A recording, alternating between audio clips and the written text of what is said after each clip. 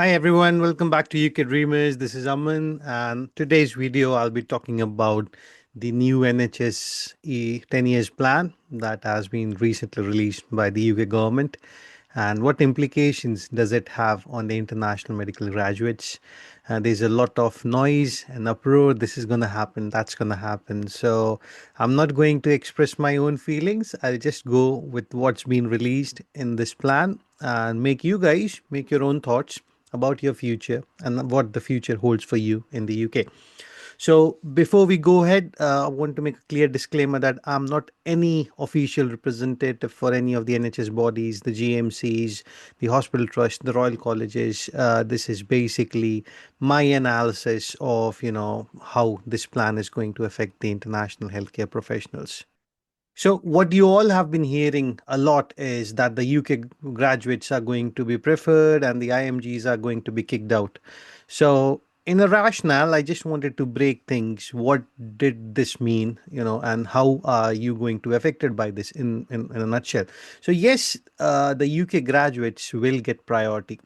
In terms, they will be getting priority in the foundation year course intake, like many of the IMGs now also come as F1, F2s, standalone F2s. Yeah. So all of these posts would be prioritized for the UK graduates. The same goes for the specialty training, whether you want to apply for ST1, ST3, ST4, depending on which specialty are you planning to apply. The prioritization would definitely be to the local or the UK passed medical graduates.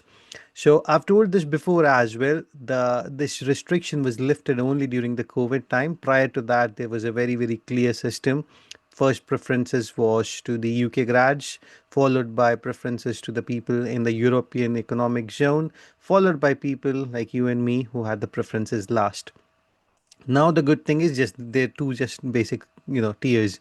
Tier one is of course the UK grads. Tier two everyone else. So you don't have to at least compete with your European counterparts. There is a big hearing, that the capping would be massive and the recruitment would go down to 10%. See, at the moment, the recruitment for the international medical graduates from all over the globe is roughly about 34-35%. So the UK government plans to reduce this to about 10% by 2035. So, is this good? Is this bad? So, I mean, it's not that they have dropped it all of a sudden to 10%. Yes, you have the technical, what to say, issue now with the number of non training posts that are being released for employments, which is very less. Most of them are asking for prior NHS experience, which is impossible to get if you have never worked in the UK. So yes, there are lots of clauses and restrictions, rules and implications, whatnot. And plus, when we talk about reducing the overall recruitment gap, so they are going to create more places in the medical colleges for doctors. But what you are not understanding is they're equally creating more and more spots for advanced clinical practitioners, nursing specialists, nursing practitioners, even nursing consultants, and also physician associates. So you're just not, in a what to say, in a competition with other doctors. There is a lot of group of other clinical practitioners, you may say, that are going to be there in the job market, and essentially the numbers are exclusively reserved for the doctors is going to go down. There is no doubt to it. If we talk about the specialty places, the government has also promised they would be increasing about 1,000, specialty training posts. But again, this is not just for this year. This is a plan for the next 10 years, isn't it? So if you divide that spot, it's roughly about 200 posts a year if they go gradually up. And this is just not for GP or anything. This is overall. So you might actually not see the numbers go that big all of a sudden, and it might just be good looking good on the paper. So for the IMGs who are, looking what to do, what not to do. So I'll divide you guys into two basic groups. People who are already in the NHS and working for the NHS have received their GMC registration before 5th of March 2025. you guys would not have to compete in the terms of this tier system, or you may say that you won't be under prioritized, over prioritized. You would be at par with your British colleagues. So it's good for the people who are already on the UK soil, already working for the NHS, or have been granted their GMC registrations. And moreover, the NHS, they are asking that the people should have about 2 years of working experience in the NHS, which I also would say it's good, because working directly in a training post is not the safest option. There is a lot of risk for litigation and whatnot, and you're not protected because you don't know the system well. So now, what about the new graduates? Because many of you guys and girls have already been planning your plabs, might would have given plab 1, might would have even given plab 2, but since you've not got any employer, in which boat are you going to be? So the challenges are definitely in front of you. You will, of course, see the increase in competition, because, as I said previously, the number of training posts, yeah, they are not open for you now because they are going to be prioritized for the UK grads. The number of non-training posts are also not much in the market. So, of course, there is going to be intense competition. Career stagnation risk is the biggest. So basically, if you work as a non-trainee, okay, fine, you've been given 2 years post, right?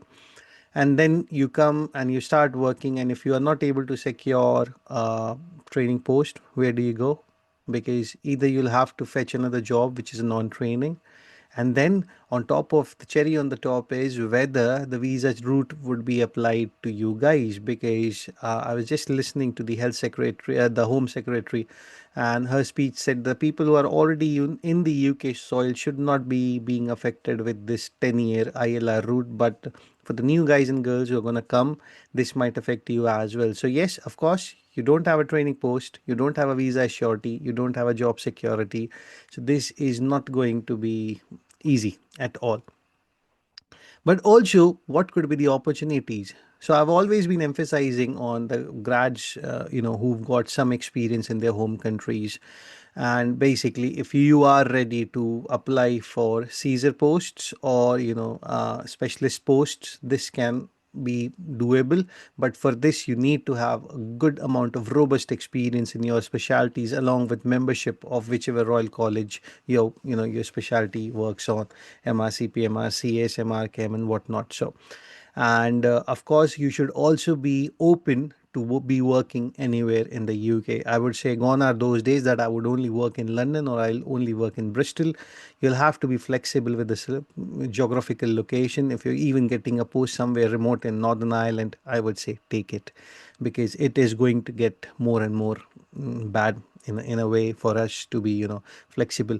For guys and girls who who asked me in the past about fellowships, I want to do specific rheumatology fellowship in London, guys. Very difficult now. So if you are actually planning to come to the UK, just accept whichever post or whichever location you're getting for the moment. For the moment, things might improve in the future. Things might get worse in the future. So, from my end, what should be the strategic actions? Again, start building your portfolio. You should be strong in the portfolio. It should reflect all the tick boxes that are looked for a doctor in the UK: leadership, publications, academics, teaching. What do you do outside medicine and whatnot? If you're not having these, getting a job is going to be a very difficult task, guys, as you are already aware. Of course, you should be open if you've done your membership exams and you've got gained experience and someone's offering you a Caesar post, take it, guys. I'm not, see, even if you come on a Caesar post and then you get your competency signed off and you want to go and enter a formal CCT post, or a formal training post, that's always going to be helpful for you. Again, staying flexible is going to help you. Also, I would say, I want to talk a bit of about the specialties now, which are still actively hiring people. So, when I was looking for further jobs, gone is the time that you'll get jobs in medicine. Yeah, emergency medicine is also saturated now, despite the high demand. Acute medicine is also almost saturated, despite being the high demands. So there were just couple of specialties which I I saw there's still lots of jobs going on for them. Number one is psychiatry. Psychiatry, it can be, specialist job, specialty doctor, registrar, locum consultants. So people who've done their MR psych, I know so many people who've not done their training. They've just done the MR Psych and they're working as consultants, locum consultants here, there. Even the private sector is booming in terms of hiring psychiatrists. So psychiatry is a definite to go specialty at the moment. Number two is radiology. Know many of peers who've done their FRCR. They've not formally trained in the UK, but they're working as locum consultants straight away, specialty doctors in radiology with a very decent pay, very decent lifestyle and whatnot. The other are the people, the specialties which people don't take. In the past, I would say it's not the case anymore. General practice used to be the one, but now it's, absolutely, you know, competitive. But for the guys and girls who've already got into the training posts to the last year recruitment drive, you guys will not be affected by any of this. You still got your course, your visa, and everything. You can come and start working in the UK regardless. So psychiatry and radiology, if you guys are working on that, it's going to be very, very helpful. So what's the future landscape for us guys? So the NHS vision is very, very clear. They want domestic self-sufficiency. So they are trying to increase the number of medical posts, the number of doctor posts in the UK, which they are doing in a phased plan, and they plan to get more and more doctors by the next 3 years. They're going to increase the number of foundation posts, but this would be again reserved for the UK grads. IMGs, they're not saying that they don't need IMGs anymore, but the scope of your services is going to be very, very reserved and fewer specialties. Not every specialty would be where you can come and work essentially. And yes, competition would be there. It has always been there, guys. It's getting just more and more bottlenecked, as they call it. So unfortunately, that's what the 10-year workforce plan is for NHS people and also for the international graduates. So I wouldn't say don't get disheartened, but yeah, if you're just thinking that doing plab is going to secure your career, I don't think so, guys. I think it's time to move on. I'm not recommending not to give it, but essentially, I've always emphasizing that do membership exams instead. Work in medicine, surgery, whichever specialty you want. Try to sort your MRCS, MRCP from your home countries. The cost of doing plab and doing MRCP CS, I think it's more or less same because you don't have to come to UK, get the accommodation, stay here, give the exam, get the coaching, and this is all you can do in your home countries. And if you still don't get a chance to come to the UK, you don't have a job, you can still work in your home countries. It's definitely way better than just being a medical graduate, especially if I talk about India. If you've done membership exams, you still get a decent job, a decent salary, and a decent life. So that would be all from me today. I'm sorry if I've not given any hope to any of you guys, but it's time to be realistic. That's what the government is doing. That was the world's doing now. So, if you got any further doubts, leave me your doubts in the comment section. I'll try to get back to them. But yeah, time to buckle your bags and start looking for alternate solutions. I would say gain experience in your home countries, gain membership exams. The world would open to you rather just giving a licensing exam to any country. It's not going to help us all. All right, guys, take care. Cheers. Bye.